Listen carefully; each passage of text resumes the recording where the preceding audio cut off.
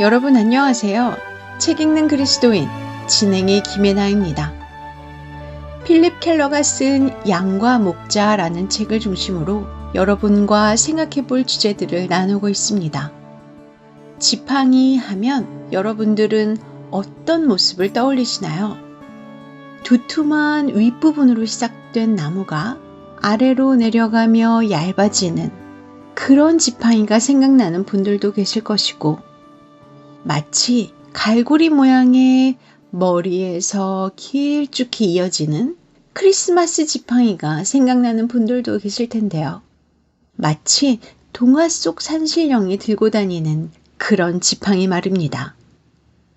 성경 속의 모세도 지팡이를 들고 다녔고, 많은 선지자들도 지팡이를 사용했습니다. 우리는 지팡이라고 하면 걸음이 불편한 사람이 걸음을 조금 더 쉽게 걷도록 돕는 도구로 생각합니다. 물론 그것이 지팡이의 용도가 맞습니다. 하지만 성경에서 지팡이는 그런 용도와는 차이가 많이 납니다. 그렇다면 막대기라는 말을 들으면 어떠신가요? 막대기는 어떻게 생겼을까요? 팔뚝 정도의 길이나 그보다 조금 더 긴 그런 나무가 생각나시나요? 막대기와 지팡이에는 차이가 있을까요? 있다면 어떤 차이일까요? 시편 23편 4절에 주의 지팡이와 막대기가 나를 안위하신다고 다윗은 고백합니다. 자신의 목자 되시는 하나님께 지팡이와 막대기가 있다는 말이고, 그 지팡이와 막대기가 나를 지켜주셔서 자신이 안전하다고 고백하지요. 그 말은 목자였던 다윗이 지팡이와 막대기에 대해 잘 알고 있다는 말이기도 합니다. 그것의 용도가 무엇인지 알고 있다는 것이지요. 하지만 우리는 성경에 나오는 지팡이나 막대기가 어떻게 생겼는지는 정확히 알 수는 없습니다. 나무로 된 지팡이나 막대기가 남아있지 않기 때문인데요. 그래서 어떤 신학자들은 목자가 지팡이와 막대기를 각각 하나씩 들고 다녔다고 주장하기도 합니다. 또 어떤 학자들은 둘 중에 하나만 가지고 다녔다고 주장하기도 하는데요. 또 어떤 학자들은 막대기나 지팡이, 이것은 사실 같은 말로 하나다라고 말하기도 합니다.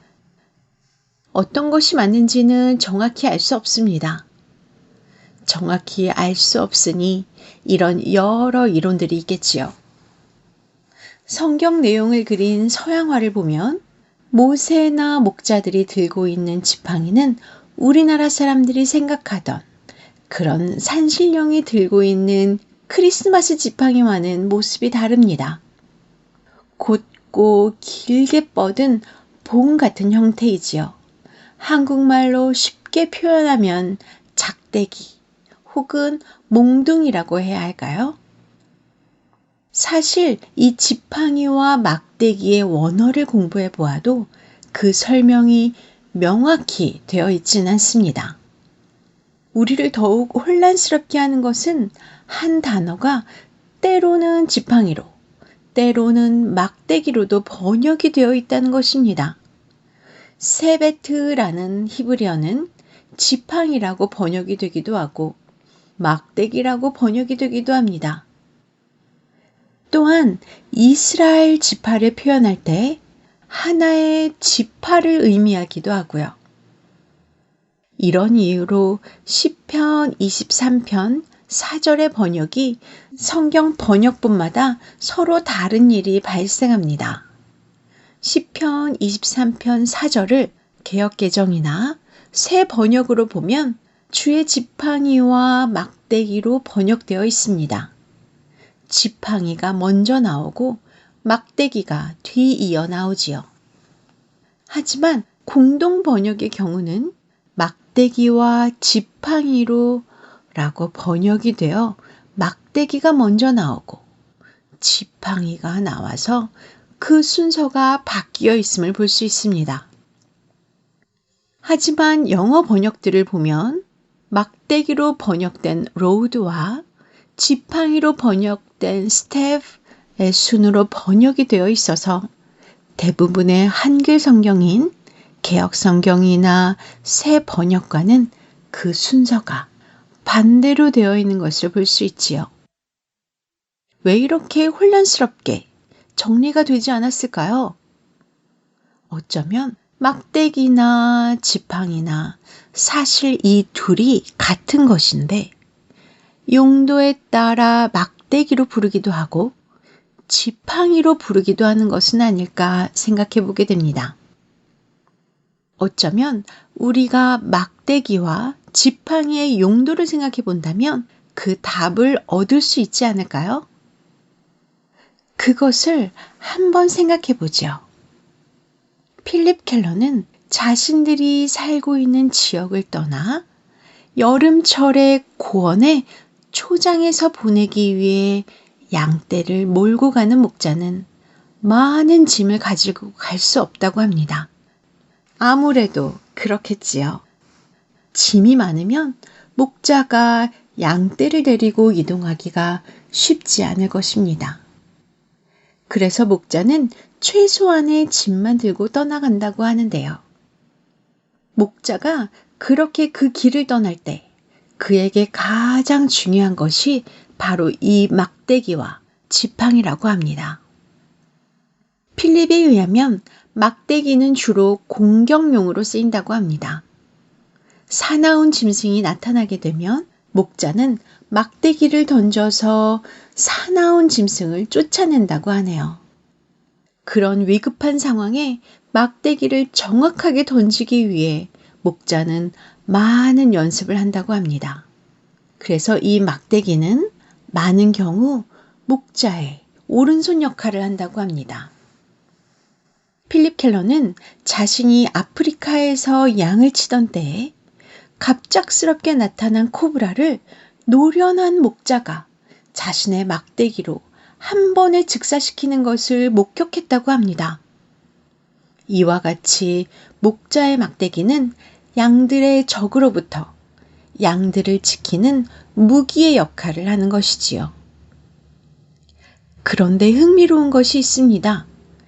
그것은 막대기로 번역되는 세베트라는 히브리어에는 바로잡음이라는 의미도 담겨 있다는 것입니다.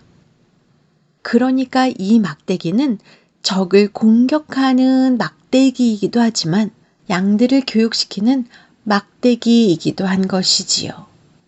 목자는 먹지 말아야 할 풀을 먹으려 하는 양을 보았을 때나 위험한 곳으로 가는 양을 보았을 때 목자는 이 막대기를 던져서 양에게 경고를 줍니다.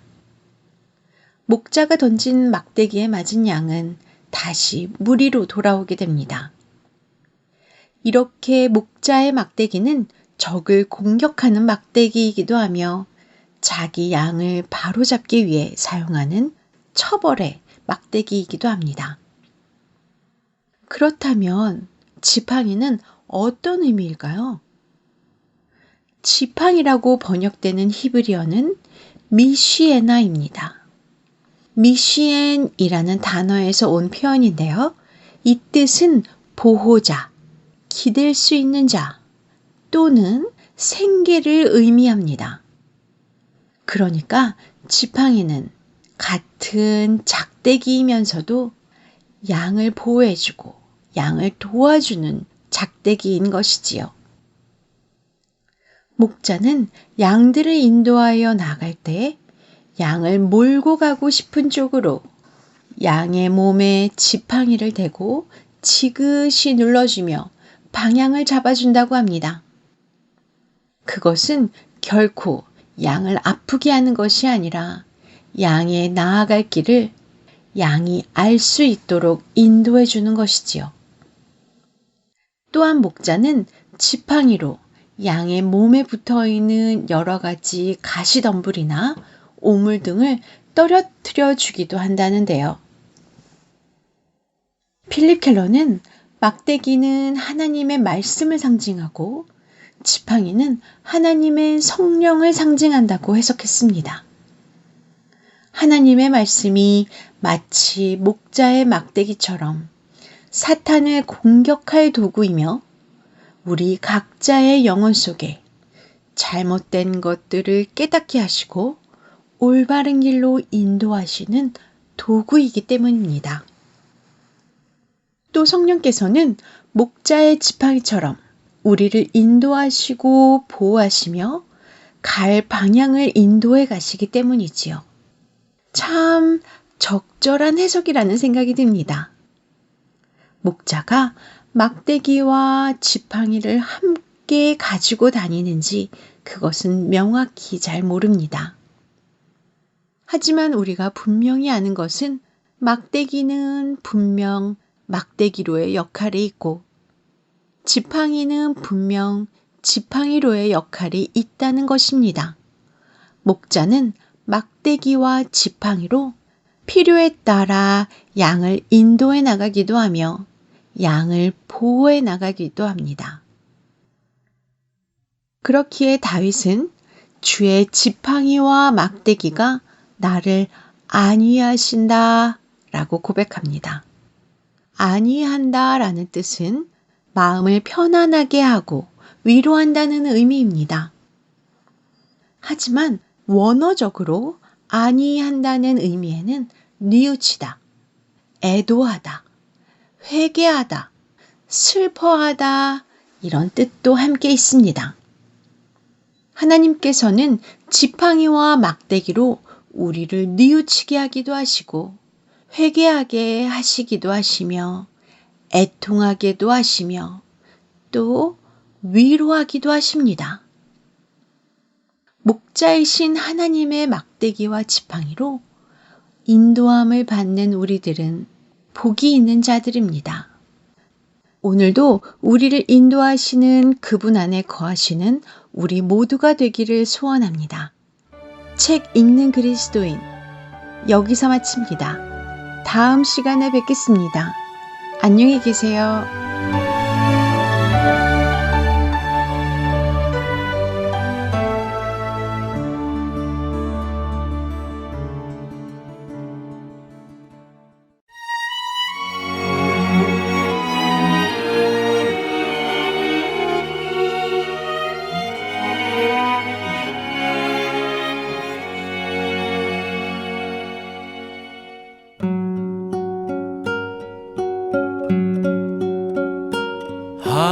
하나님은 너를 지키시는 자 너의 우편에 그늘 되시니 낮의 해와 밤의 달도 너를 잊지 못하리. 하나님은 너를 지키시는 자 너의 환난을 면케하시리. 그가 너를 도우시리라. 너의 출입을 지키시리라. 눈을 들어 산을 보아라. 너의 도움 어디서 오나. 천지 지으신 너를 만드신 여호와께로다. 천지 지으신 너를 만드신 여호와께로다.